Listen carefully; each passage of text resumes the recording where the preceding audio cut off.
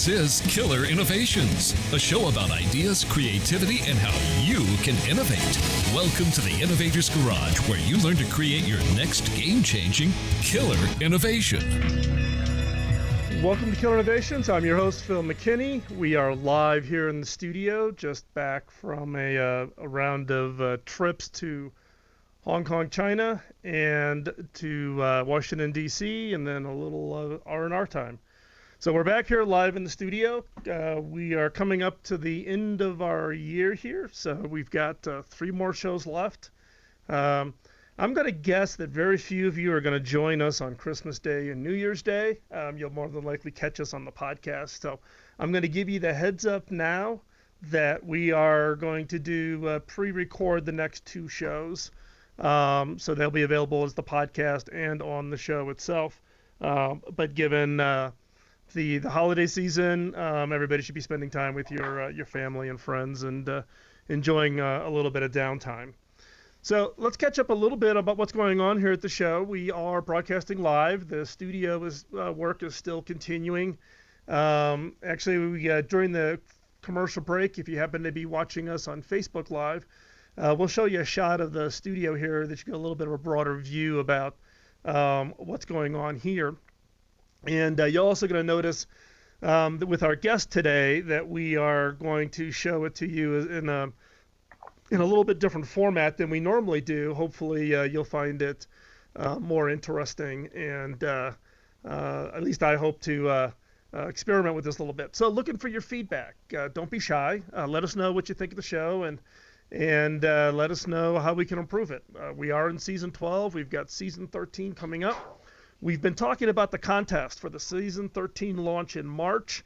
I'm going to hold that for the end of the show and give you kind of the construct of what the contest will be and how you can win a slot to come onto the show. And you get the 1-hour slot for the show. We get to have a conversation about anything you want as long as it follows FCC rules. We are a live radio show, by the way. But here's your chance. If you've got like a really interesting idea, you want to do kind of an on-air brainstorming, whatever it is you want to do, we're going to give a shot for one listener to compete and actually win a 1-hour slot here in the show. And that gives you a national footprint, 35 stations throughout the U.S., talk radio stations, and your show will be put out as the podcast. So you get all the listeners both here in the U.S. and around the world. So stay tuned. We are going to cover that at the end of the show. Now, normally during the show, we bring on guests, and today is no different. Today's guest that we have here with us today is Tyler Reynolds. Tyler came to us from I got introduced to him through UpRamp, which is we sometimes call it an accelerator, but it's really not an accelerator. Scott Brown, who runs UpRamp for me, refers to it as a fiterator. Think of it as a graduate school program for companies that have got real products. They've received their first round of funding, and it's more about helping with product market fit is really the role. So Tyler was one of the co-founders and CEOs of one of the companies, and I'm going to give him a minute here to introduce himself and introduce the company. But I wanted to bring Tyler on and share kind of his background. He's a Yale guy, so don't hold that against him. So he is an Ivy League dude. And if I recall correctly, also Morgan Stanley, but we'll get into that here a little bit later. But Tyler, first of all, thank you for taking the time out of your Sunday to come on to the show here. Welcome to Killer Innovations. Thanks so much, Phil. I'm really excited to be here, and thank you again for inviting me. No problem. So, Tyler, before we get into the company that you've been involved in, you give us a little bit of your history here. Give us a little bit of little background on who Tyler is. Sure. So, grew up in the Washington, D.C. area. Have been thinking about networking since I was, about 6 years old, and have sort of done a whole bunch of different things, from physics to trading to cognitive science. Really a whole bunch of different things. But you did go to Yale, right? I did. I got that right. Yes. What did you major at Yale? So I started out in the physics major. Freshman year, I interned over at CERN, which is the Large Hadron Collider and the Actually, a Atlas program. little trivia information. CERN is where the web was invented. Yes, I saw the very room where Tim Berners-Lee invented it. So they have a little plaque right up to the doorway. You're in good company because Tim's been on the show. Oh, okay. So you can go back if Sir Tim Berners-Lee invented the web, World Wide Web. So if you're interested, it's a great interview, but it's a number of years back. But go on to Co-Innovations, you can search for it. But go ahead. So you interned at CERN.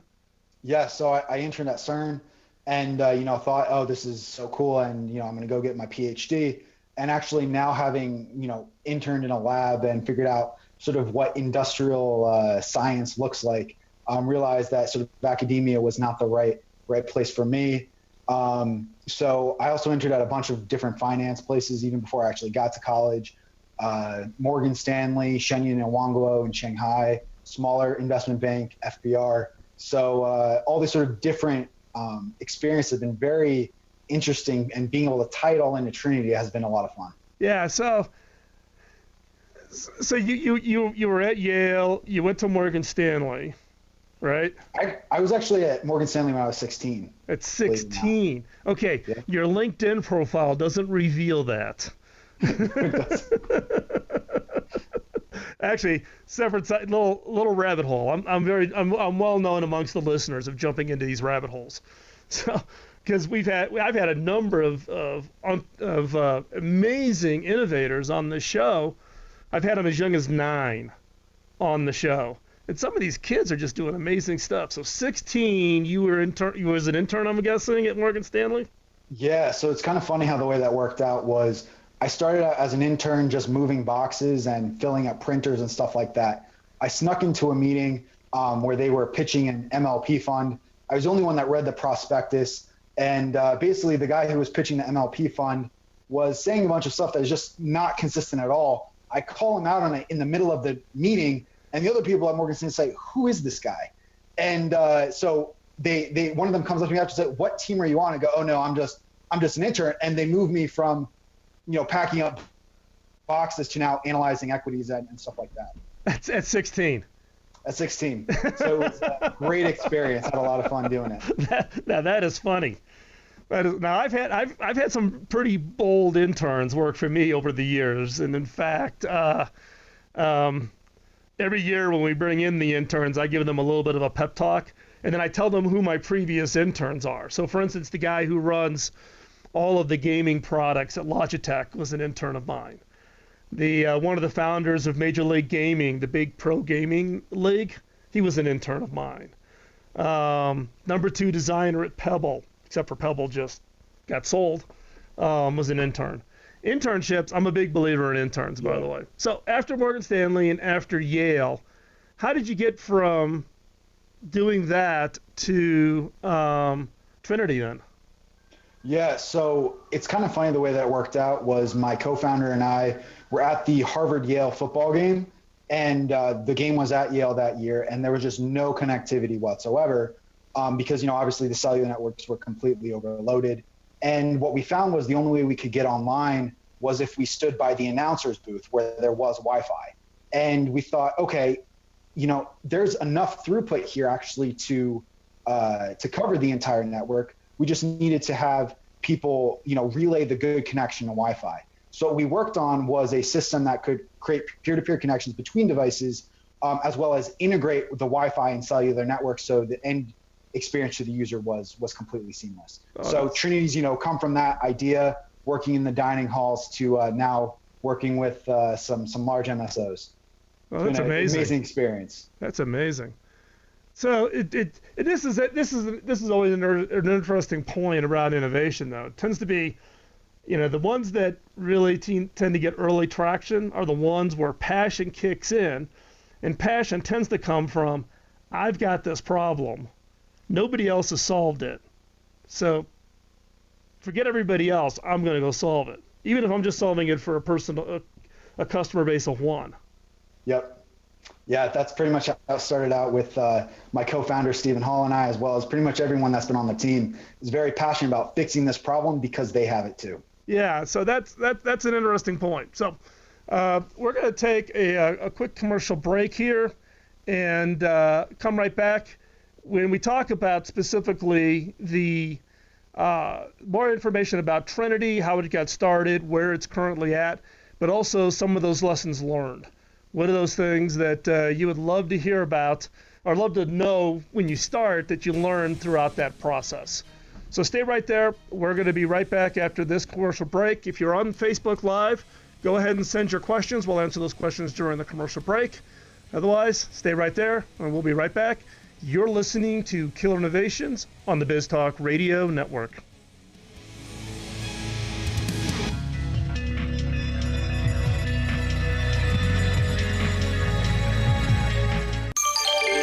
Biz Talk Radio.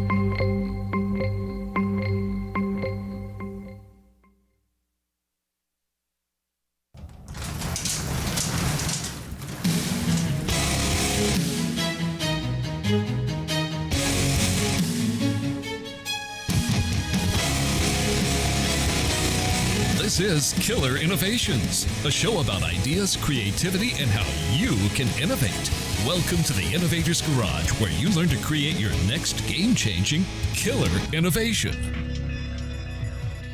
Welcome back to Killer Innovations. I'm your host, Phil McKinney. We are here each and every week talking about innovation, creativity, and design, how to take that idea that's rattling around in your head and turn it into something real, something that will have impact, something that could change the world.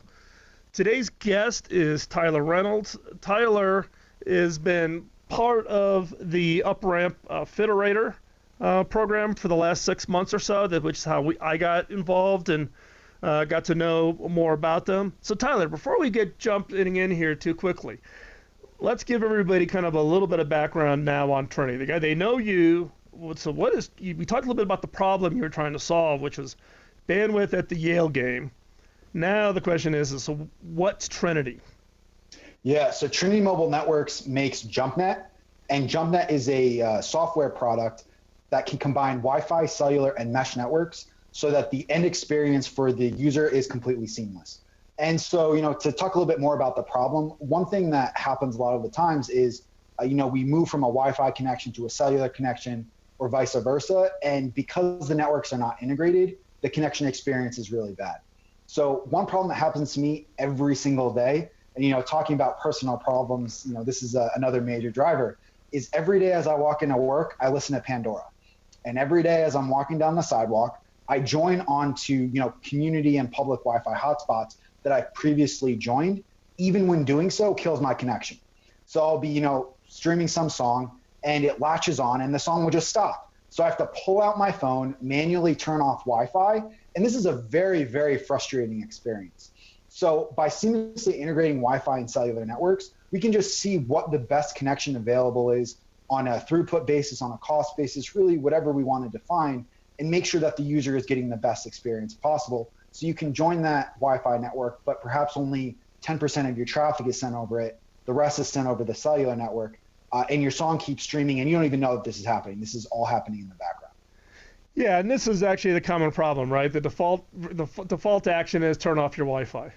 Right. Then you forget to turn it back on. Exactly. Then you get the overage charges, right? And then you're screaming and yelling because now you get this. You've blown through your limit by week 3, and you got a week to go with no broadband.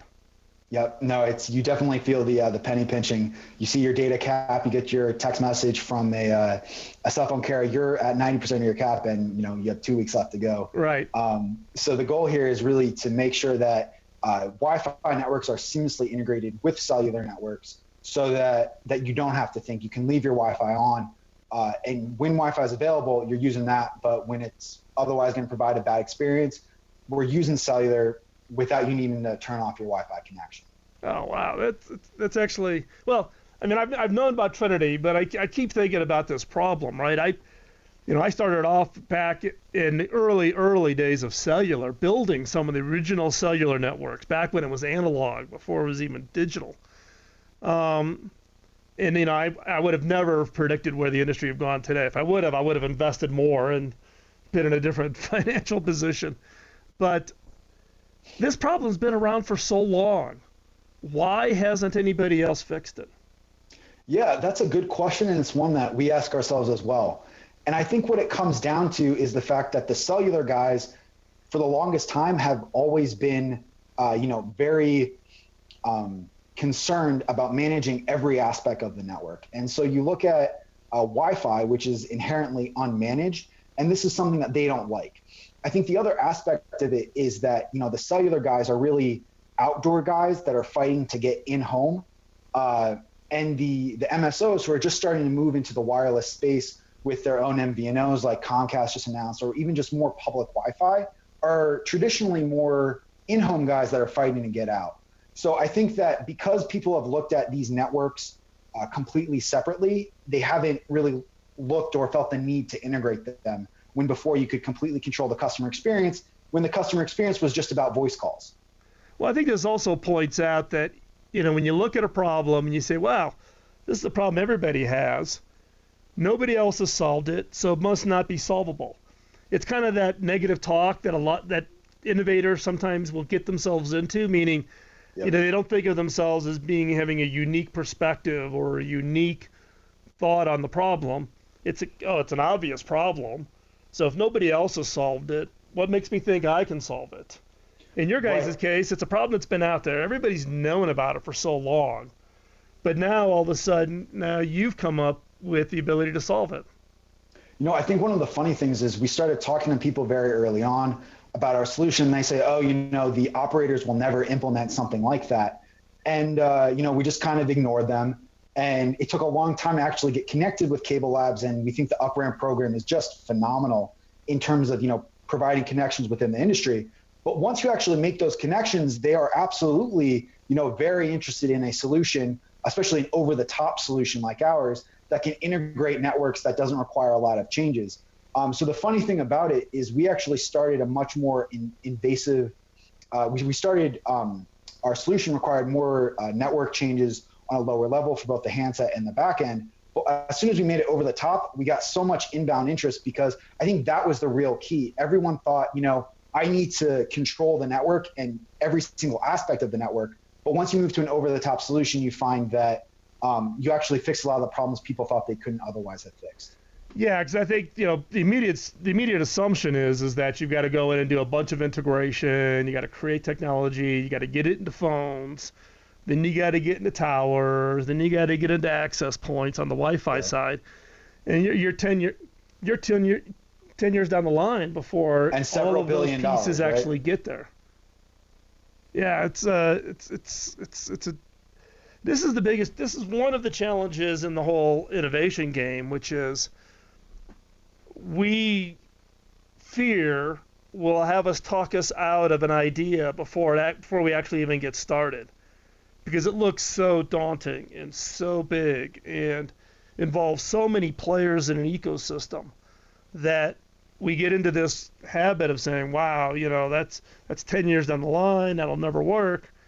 In your guys' case, coming in with an over-the-top, which means there's pretty limited effort on the integration side from the players, just a natural gluing effect of bringing the federated networks together. You solve a problem without a lot of heavy lifting being done on either side.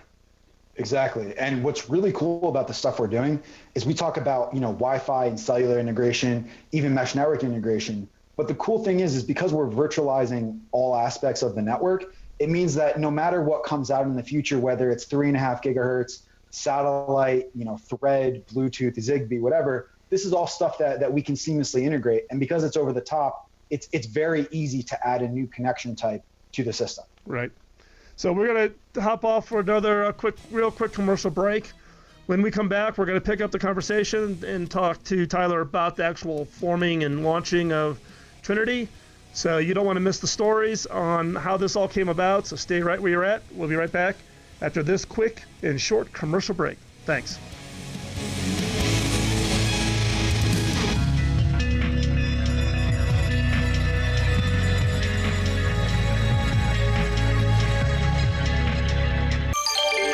Biz Talk Radio.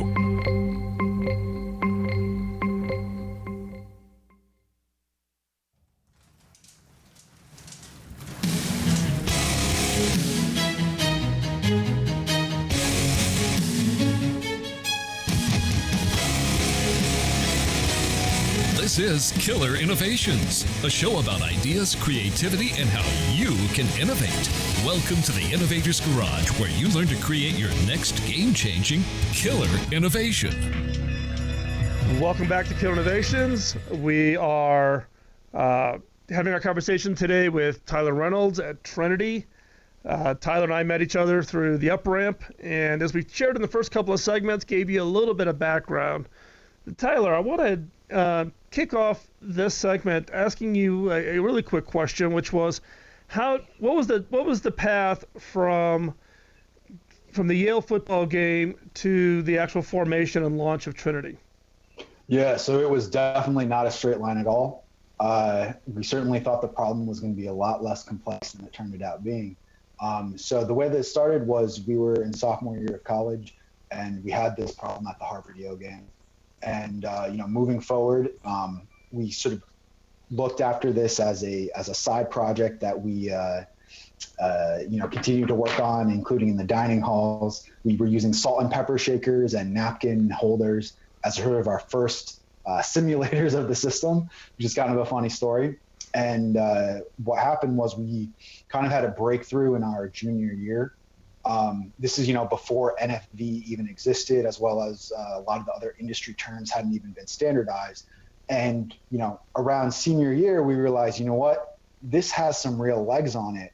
We saw where the industry was moving and the general commoditization of wireless networks, how Wi-Fi needed to be brought into the fold. And we thought, this is a real company. So, after we graduated, 2 days after graduation, we, officially started the company, and it's been a roller coaster ride ever since. Yeah, it's one of those things you got to be careful what you wish for. Yes. So you formed it. Talk about who was the core group at the founding of the company? So it was me and my co-founder, Stephen Hall. There's another kid in college, in our residential college at Yale, that was also pretty integral on the initial development of the system. It started out completely as a decentralized product, and we realized ultimately that was not going to scale. And so it moved, from 100% decentralized to slowly to the point where today it's completely centralized. And it's kind of funny to see those different formations and ideas that we thought were really good at the time ended up just being we'll call it a fun experience. So it sounds like multiple pivots through the process to getting to the solution today. Yeah. And so where did the original funding come from? So initially we were funded by Yale through their YEI Innovation Fund, as well as Dorm Room Fund, which is first round capital, sort of baby fund. So that was about $120,000 that got us through the first year. And then, we've raised from UpRamp as well as Idealab out in Pasadena. Okay. And when was Trinity launched? What was the date? So we launched the app on the Android App Store in March of 2015. And, right now we're actually just about to start our pilots with the major cable operators next month once everyone gets back from vacation. Yeah. Welcome to the holidays. Yep. So you launched the Android app on the 15th. When was the company actually launched? So the company was incorporated in January of 2014 when we realized, we really had something, graduated that May, and, working full time on it ever since. So Wow. It took a long time from the Harvard-Yale game until the actual the application launching to the, now the it's almost three. It's almost three. It's about 3 years. Oh yeah. So it was about 3 years from the Harvard-Yale game problem until the incorporation of the company. And it's now been about another 2.5 years working on this full time until we've actually had these business deals set up. Well, and I think this gets into a little bit of a common problem, which is, don't underestimate how much time does it really take. Right. To get that idea and to really, get it all the way through the process. Yep. I at least thought this unit was going to take 1.5 years, and people were just going to instantly understand it and love it. And, Phil, you're an innovator, so you know that is not how things go. Innovation never is a straight path.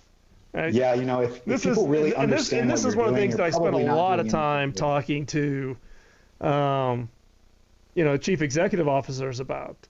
Right? They all want to jump in and get their hands dirty. They want to be active on the innovation, but they have a low tolerance for the sausage making. Yeah. Right? It's sausage making. Yeah. You go try something that doesn't work. You go try something else that doesn't work. You try something else that doesn't work, and then so pretty soon you end up with narrowing it down and getting to a solution. But it's ugly. It's an ugly process to get there. It's very ugly. So what's been the downloads on the Android app? So right now we've actually only restricted the usage of JumpNet. So you can download the app no matter where you are in the world, but it's not going to do anything for you unless you're in the New Haven area. Okay. So the downloads have been pretty small. I think it's under 500, something like that. But mostly we've been not targeting consumers. We've been giving it out as a demo product for our MSO customers. Right. So, but right now the ability to fire it up and have it in effect take both the Wi-Fi network and the cellular network and manage that whole process of giving you the best bandwidth experience based on where you're at and coverage and et cetera is only really in New Haven, Connecticut today. Yeah, so if you're in New Haven, Connecticut, and you're a listener of Phil's show, you can download it, and you should see improved performance. And I'm going to guess it's probably less than a handful, and you probably have a few fingers left over. Probably, but the longer term, so if you're a listener in New Haven, you can run out right now and download that app. Yeah. So, but longer term, the expectation is it will be seamlessly and invisibly integrated into your cell phone, either through your carrier or through your cable provider, and it will work wherever you are. And so let's talk a little bit. We got a little bit of time here before we jump to another break. So I want to talk a little bit about your experience with UpRamp. So now, albeit UpRamp is run by a gentleman by the name of Scott Brown, who's in my organization. I don't have a lot of day-to-day on UpRamp other than the mentoring that I do with the companies in. So why don't you back up and just give us a quick, maybe 2-minute, your experience of how you got connected to UpRamp and then what the process was through the UpRamp experience. Yeah, it's a funny story. And so the way that we got introduced to Scott, like most great introductions, was through a LinkedIn email that says in all caps, "This is not spam. I want to talk to you." So, so hold it. You said that to Scott? No, Scott emailed us. Oh, really? Yeah. So Scott found us, and so he reached out to me through LinkedIn messaging. I had never heard of Cable Labs before. Well, welcome to 99% of the world's population. Yep. So we were really focused on the cellular carriers at that time. Scott sees our product and he goes, "I want to talk to you. This is not spam." And I was very skeptical because that does not seem how you would normally address an email. And so I checked out Cable Labs and I checked out Scott. I'm like, okay, this seems pretty legitimate. We made first contact about a year ago. So in December of 2015, Scott says, I have a surprise for you guys. Like, I want us to touch back in February of 2016. And Scott didn't tell us anything. And then so we ended up touching base back in February. And he says, I'm launching this program. I think you guys would be an amazing fit with Cable Labs. And so we looked at it and, ended up applying, ended up starting it in August. And it's really just been a whirlwind. So we've gotten, great connections both on the mentor side and on the business side, that we just couldn't get anywhere else. Yeah. So to give a little bit of context on UpRamp, it's our attempt to try to help companies who have interesting innovations, interesting technologies, bypass all the red tape and not knowing who to go call or how to get, proof of concepts put in place and get those done. So Scott runs this program. We limit to 4 companies, and we, in effect, help companies tune their products and even their pitches and get better alignment with a very specific target segment, in this case, the cable industry, on a worldwide basis. but it's not about demo days, as we say. It's not about demo days. It's about deals. Yep. It's about helping these companies get to real revenue. So we're going to take a quick commercial break, and when we come back, Tyler, what I'd ask you to do is come up with 3 things that advice you would give to entrepreneurs who've got maybe that raw idea and going to launch it, something you've learned through this whole process. So stay right there. We're going to be right back after this quick commercial break. You're listening to Killer Innovations on the BizTalk Radio Network.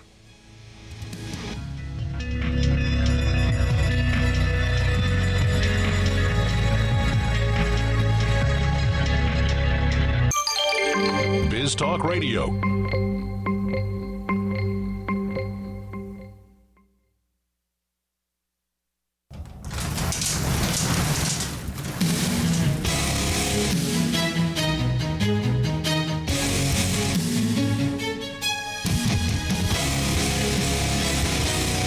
This is Killer Innovations, a show about ideas, creativity, and how you can innovate. Welcome to the Innovators Garage, where you learn to create your next game-changing killer innovation. Welcome back to Killer Innovations. I'm your host, Phil McKinney. Before we get started, I need to do a little shout out to our sponsor for this week's show. So this episode of Killer Innovations is brought to you by Zoom. Now, sponsorships are important. It allows us to keep the content quality at the level. It allows us to get the shows done on a regular basis because we can afford a little bit of support help. It also frees up dollars for the nonprofits. If you've been a long-time listener, you know, for instance, we give away all of our national ad spots on the radio show to charity. And any profits, anything left over from the show or from and 100% of my author royalties, etc., all get donated to charity. So, but it's important that we have the sponsorships because they help us do what we do here with the show. So the key here though on Zoom is we only take sponsorships from products we actually use. Zoom, if you haven't tried it, delivers absolutely flawless video, clear audio. They do this phenomenal instant sharing that your team can just work better together no matter where your team members are. Now, how do I know this?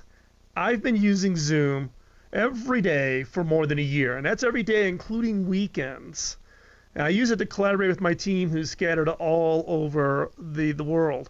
And it's the first video collaboration tool I've ever used that doesn't suck. And it's not just me who thinks so. Gartner, in fact, just recently named Zoom a new leader in its Magic Quadrant for web conferencing this year. So give it a try. You get a free account that allows you to meet with up to 50, that's right, 50 video participants on your free account. So go check it out. Hop on over to killerinnovations.com/Zoom to find out more and give them a shout out. It's important for the sponsors to hear from the listener base so that they continue to support the show. So I would greatly appreciate that. So Tyler, let's get back. When we went to the commercial break, I asked you specifically to come up with 3 pieces of advice for entrepreneurs who maybe have that idea, but who maybe aren't quite ready. But also, you've learned a lot of things through your experience of doing Trinity. What would be those 3 pieces of advice? Yeah, so the first would definitely be, and we mentioned early in the show, innovation takes a really long time. And you look at us specifically, we're looking at somewhere between 5 to 6 years from the moment we sort of realized the problem, gone through many pivots, and even once we have the solution, we're pushing now 3 years until we're looking at signing our first deal. So innovation has taken much longer than I had previously thought. So really being committed to fixing the problem that's at hand is, I think, really important if you're an entrepreneur, because if you're not committed to the idea, you'll probably abandon it at the as soon as you hit that first speed bump. Right. Yeah. Okay. I would say the second thing is that, and this is, I guess, somewhat similar to innovation takes a long time, which is that you should not expect other people to think your idea is good, or in fact, even understand why it works at all. If people aren't calling you crazy, then you're not. It's not innovation. Right. And so that's a huge problem that we had. We had a very difficult time in the beginning saying this is such a big problem, whereas other people are saying, well, why don't it's not that big a deal if I just turn off my Wi-Fi. And they don't sort of think like, okay, well, if you can seamlessly integrate Wi-Fi, that means now you can be a lot more, let's call it serendipitous about deploying the Wi-Fi network, so you can really drive down the cost of mobile connectivity, which is something we really care about at Trinity. And I would say the final thing is make sure you're building a business, not a technology. Right. And if you're not building a business, your technology will never see the light of day. With the exception of academia, there's, I think, pretty much no way that you can have a successful business if you're only focused on the technology. So, for us, we started out thinking we were solving mesh networking, when in fact, the most interesting thing we had solved for these network operators, as well as just the average consumer, given the feedback we've heard from just everyday people, is our ability to seamlessly integrate the Wi-Fi and the cellular networks with the link aggregation and the seamless handoff. So if we hadn't focused on building the business, we wouldn't have made it this far. So it was really important that we do that. Yeah, in fact, that last one's an important one, right? It's one of the most common myths in innovation, which is the best idea wins. Right. And it's not the case, right? You may have, that just absolute phenomenal piece of technology, but if you don't marry it with the business side, you're going to struggle. You're going to get frustrated by the fact that there's a lot of other things that I got to get wrapped around that idea, that innovation, to turn it into something that our customers are going to be willing to invest in, move forward with. Customers don't buy technologies or buy innovations; they buy solutions to problems that they really have. And in some cases, you have to do more digging than you would hope to try to figure out what's the problem that you potentially can apply at least some of your raw ideas to. Or in your case, it sounds like going through a series of pivots to get to that solution that met the needs for both users and for the network operators. Yeah, the funny thing that is very true about our company is that the technology hasn't changed the entire time that we've been doing this. We have had a very clear vision. We've been executing on the technology. What we found has changed much more is what's the business case here. So as I mentioned earlier, it's really about the link aggregation. And in fact, one of the biggest boons for our business was realizing that, in fact, one of the biggest reasons why people were talking with us and were interested in our solution is that's completely over the top, right? You normally say, oh, if you want the best technical solution, you have to get really deep into the core of networks and, move this to there and do all this stuff, but people don't want to touch it. So from a business side, the way that we can get our technology actually out in the real world is to have an over-the-top solution, which is not something, if you had asked me 4 years ago or 5 years ago, I would have thought would be the case. So, Tyler, really quick, if people want to follow what's going on at Trinity Networks, where's the best place to find Trinity at? So you can follow our website at trinitymobilenetworks.com. You can also follow us on Twitter, which is at JumpNetHQ. JumpNetHQ. So, Tyler, thanks a lot. Really appreciate you for taking the time for this Sunday to join up. We're going to run out here at the end of the show, but really quick, we've got this contest that's coming up really quick. For the launch of March, you get an opportunity to get a 1 minute or a 1 hour slot on our show. I'll post some more information on it, but I'll talk more about it in next week's show because we have run out of time. So with that, we're going to sign off this week. Thank you for joining. Give us your feedback. Let us know. Go over to killerinnovations.com. Get all the show notes. And with that, we'll talk to you next week. Bye-bye. The opinions you hear on Biz Talk Radio are those of the hosts, callers, and guests, and do not necessarily reflect those of this station, Biz Talk Radio, its management, or advertisers. The information on Biz Talk Radio does not constitute a recommendation, offer, or solicitation to buy or sell any product or service. If you have any questions about Biz Talk Radio, contact us at 817-274-1609 or at biztalkradio.com. Biz Talk Radio. Autism. 1 out of every 68 children in America are impacted across every race, ethnicity, and socioeconomic group. If you aren't directly affected, someone you know is. Today's world doesn't support those on the autism spectrum. It needs hacking for us to truly welcome those who think and create differently than ourselves. We're hacking autism.